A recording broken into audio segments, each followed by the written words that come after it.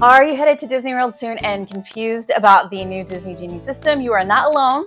I'm going to go over the basics so you can feel a little bit more confident when you go on your trip.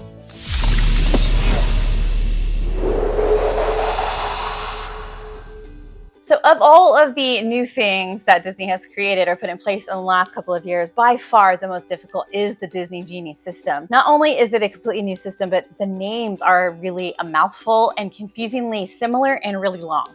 And so it's just a lot to try to understand, and you can't really practice before your trip. So it's a lot of pressure to learn it all or try to.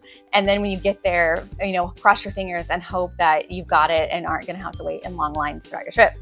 But we're going to try to go over it today, because if you have some basic information in your mind, it will be very easy to adapt when you get to the Disney theme parks. To start, the Disney Genie system is a new part of the My Disney Experience app, which is what we've been using to navigate the Disney World parks for years now. And this section of the app provides lots of information. Most of it is stuff you have to pay for, which we will get to in just a second. There is a free part of it that is informational. So you can look at the tips and the information that is displayed there without paying for anything. A lot of the tips in this free Disney Genie part of the app are going to be Disney suggestions for things that don't have waits or restaurants that have availability, that kind of thing. When the Disney Genie system was first announced, people asked people like us who, do theme park advice all the time, are you worried for your jobs? And the answer was always no, because the goals are very different. Disney is trying to disperse crowds so that, you have empty things being filled with people. And our goal is to give you the information about the best things to do during your trip. These are very different goals, but also very different audiences. If you're watching a video like this or reading a website like ours, you are not likely the audience for the free Disney tips in the app. So you can mostly ignore that section. Maybe some of the information will be helpful, but the bulk of the Disney Genie system is going to be the part that you pay for. So let's talk first about Disney Genie Plus. This part of the new Disney Genie system has a daily fee to use it. It's $15 at Disney World. It's $20 a day at Disneyland. Once you pay that fee, you are able to then book Lightning Lanes, which is the new name for FastPass, and almost all of the rides are available as Lightning Lanes. So if it was previously a FastPass ride, it is now a Lightning Lane usually, and most of those are part of this Disney Genie Plus system that you pay the daily fee for. There are 1 to 2 rides per park that have Lightning Lanes that are not part of Genie Plus. We'll talk about those in a few minutes. Most of the rides are part of Genie Plus. Once you buy it, you are then able to book Lightning Lanes in the app throughout the day. Now, in order to buy it, you used to be able to buy it before your trip. So let's say you had a week-long trip, you knew you were going to use Genie Plus every day. You could do 7 days of Genie Plus purchases beforehand, and then when you got there, they would already be in your account and pre-purchased. You didn't have to do anything else before booking Lightning Lanes. However, Disney changed the process, and they decided they were not going to allow pre-purchasing, and you had to buy it for every day of your trip. The soonest you can buy it is midnight. So let's say you want to use it on Tuesday during your trip. When the clock strikes midnight the night before, you can buy the Disney Genie Plus service for that day. You might be thinking, why would I want to stay up till midnight? That's a very good question. The reason that Disney stopped allowing pre-purchases was because they want to put limits on the daily numbers of Disney Genie Plus that are sold. And I think that's because the system has been very overloaded. And if you've heard lots of things about it not working, it was because I think they sold too many. And so lots of people on a system made it not work very well. We all know how Disney tech goes. And they really do need to limit the numbers to make it work at its best.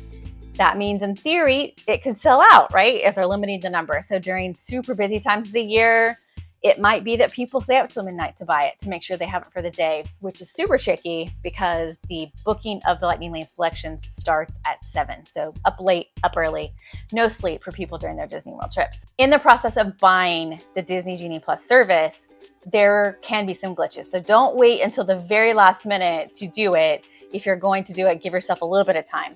And the reason that there are glitches is that it seems that the credit card verification process works differently in the Genie Plus checkout process than it does other things. So the same credit card we use for mobile ordering and other things at Disney World and have no problems, we have run into issues when buying Disney Genie Plus, which can feel very, very frantic if you're trying to get it purchased before the Lightning Lane window opens. And to get around this, or to increase your chances, you might want to make sure your address is correct. They want you to put in your address for the billing information. I've copied it directly from my bank or my credit card statement to make sure I'm using the address. You can also use Disney gift cards, which don't require address verification. So just have a couple of options and give yourself enough time to buy the Disney Genie Plus service. Okay, so let's say you were successful in buying the service for your day and you are ready to book a Lightning Lane selection. Those open up at 7 a.m. and that's true for on-site or off-site guests. You don't have to be there. You could be at home getting ready to catch a plane to get there, but you want to book some things to be available once you're there. It doesn't matter where you are. 7 a.m., as long as you have Genie Plus purchased, you can make your first Lightning Lane selection of the day. Now, when you go to book it, you will not be able to choose a time for the Genie Plus Lightning Lane selections. It's going to be the next available. So obviously, if it's a super popular ride, those can get bumped out really quickly. If it is a less popular ride, you might have a time that is closer, but you don't get to choose it. It's just next available. So you just need to pick it, and that is your time for that first Genie Plus Lightning Lane selection. After this first Genie Plus Lightning Lane selection, it rolls right off the tongue, doesn't it? You can then continue to get them throughout the day. The timing of this is a little bit confusing to explain out loud, so we'll link to a chart that we have created that can help you, because sometimes it's easier to see it than to hear it in this way. But basically, after that 7 a.m. Genie Plus Lightning Lane selection, the next one that you can book is going to be 2 hours after the park opens. So if the park opens at 9, you'll be able to book your next one at 11, or after you use your first Lightning Lane selection, whichever one comes first. So if at 7 a.m. you booked a 10 a.m. Genie Plus Lightning Lane selection, as soon as you tap in for that, you can book your next one. If your first selection was more than 2 hours after the park opens, then you can book your second one 2 hours into the park's operations. See, it's confusing, right? But basically, you can just keep booking them throughout the day. The timing of that is going to vary depending on when and what you book. So that's the basics on the Genie Plus Lightning Lane selection. That's most of the rides. Now, I told you that 1 to 2 rides per park are not included, and I want to talk about that next. So these are called individual Lightning Lane selections. The ones before were called Genie Plus Lightning Lane selections. This is individual Lightning Lane selections, and they are a la carte or fancy rides, as some people call it. You have to pay per ride. So if the Genie Plus fee was $15 for most of the rides, sometimes these rides are in the range of $10 to $15 each on their own. And as you might expect, these are the most popular rides in each of the parks. You do not have to buy Genie Plus in order to use these. You could just do these by themselves if you want. They're not connected in that way, but they do cost per ride. The individual Lightning Lane selections are also booked at 7 a.m., but only for on-site guests. So the Genie Plus, I told you and emphasized that anybody can book those at 7 a.m. These individual ones are only for on-site guests. So if you're listing out or considering the perks of on-site or off-site, this is a perk of staying on-site, is that you can book the individual Lightning Lane selections at 7 a.m. And the reason that's so important is that the off-site guests cannot book them until the park opens.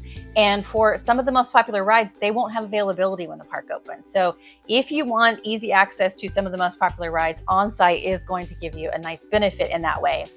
And at 7 a.m., when you go to book an individual Lightning Lane selection, you can book up to 2, and they don't have to be in the same park. You can book one at the first park, another at the second park you want to go to, or 2 at the second park, whatever you want to do. Up to 2 per day in whichever parks that you want to. And for these, you can choose a time, at least in theory. When you go to book it, it does display times. And when you click the time, you might think, okay, yes, I would like to go on that attraction at that time that I just chose. In the confirmation screen, the time could be different than the one you chose. I am hoping that this glitchiness goes down and that they are finding ways to make this better, because that's very frustrating. If I pick a time, I would like it to be that time. Because sometimes if you have dining reservations or other plans, the times that they make up for you don't actually work. So that can make it really difficult. But in theory, you could pick your time on these, whereas on the other Genie Plus Lightning Lane selections, you cannot. If at 7 a.m. you find that the individual Lightning Lane selection you're trying to buy disappears too quickly and we're not able to purchase it, don't panic, because a lot of them will reappear about 10 to 12 minutes later. And that's because in the checkout process, a lot of people won't complete the payment, and so they're released from their carts and back into the system. So don't give up. They may be released back and you can try again. These are expensive, right? Because, so let's say it's $15 for these times however many people in your party. It's a lot to go on one ride, but the lines are much shorter. So you really just have to figure out what is more important to you. Is it the cost, the money, or is it your time?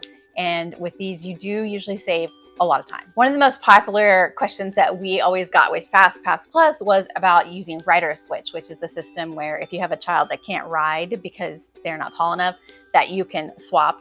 And so it works a little bit differently with the Genie system. And now you have one person in group 1 can re-ride in group 2. Sometimes you have cast members that will interpret the rules differently, but generally that is how it works. And so that is even with the paid system. So if you have a family, let's say you have 2 parents, an older child and a younger child. The younger child cannot ride because they're not tall enough. Parent 1 and the older child can go in the first group. Parent 2 and the oldest child can go in the second group. So the oldest child can ride twice and they only have to pay once with the rider switch system. But it isn't quite as handy as it used to be when you could have a couple more people in group number 2. Let's talk strategies for using this as you tour the parks. There are 2 popular strategies for lightning lane selections. One is called stacking. And the concept of stacking is that you will basically hoard a lot of lightning lanes for later in the day and use standby lines for the earlier part. And that means that when you are in the afternoon or the evening, you can sort of redeem them all back to back without worrying about lines. Churning is that you are booking a lightning lane for earlier in the day, and as soon as you use it, you are booking the next one. And so you're just going back to back to back. That is trickier to do with the most popular attractions because the times that you can book those get pushed out really quickly. The reality is that you're going to end up using likely a combination. It kind of just depends on the rides that you want to ride and the timing of it all. But those are kind of 2 popular methods. If you want to park hop, you absolutely can when using lightning lane selections. With the Genie Plus lightning lane selections, it's going to default to the park that you have a park pass reservation in. If you have park hopper tickets and you can go to the second park at 2 o'clock and you want to book a Genie Plus selection, you can do that. You just need to change your park from the one that you have a park pass reservation in to the second park at the top of your screen, and you can book attractions in park number 2. Now, it may say that there isn't availability after 2 o'clock, but if you go ahead and just book a Genie Plus lightning lane selection, it will automatically bump you to 2 o'clock or later because it knows that you are not going to be in that park first. So if you want to stack in park number 2, you can totally do that even if it says availability isn't there. Now with individual lightning lane selections, you can choose the time for those as we talked about earlier. So if you wanted to, you could book 1 or 2 of your individual lightning lane selections in park number 2 for after 2 o'clock, and then just use those after you arrive. As for my feelings on the Genie Plus system, I don't really love being nickel and dime during my trip, but I can kind of accept it if they want to make more money on the service. Lots of theme parks do and have for years, but I just need it to work. If they're gonna charge money, then I need it to work. So assuming that they get it to work, okay, fine, I'll adapt. But if you are trying to figure out the best use of your money, and you're thinking, I don't want to pay for everything, I don't want to buy all the individual lightning lane selections, all the Genie Plus, then I would say the best use, if you want to pick and choose, is to buy the Genie Plus system for Magic Kingdom and Hollywood Studios, where there are lots of different attractions and it seems to work the best in those two parks. And then in the other 2 parks, Animal Kingdom and Epcot, I would just do individual lightning lane selections in those. And that's because those parks have 1 or 2 headliners that really suck up most of the people. And so if you get individual lightning lane selections for those popular rides that suck up most of the people, then the other rides are easier to manage even if you don't have the Disney Genie Plus system. So that's what I would do if you're trying to pick and choose. So I hope this information has been helpful. This is really the basics and getting you started. There are lots of different, advanced tips and lots of questions that we could help with in a future video. So if you have questions or tips or anything like that, please feel free to leave those in the comments and we're happy to help and might include them in a future video. Thanks for watching.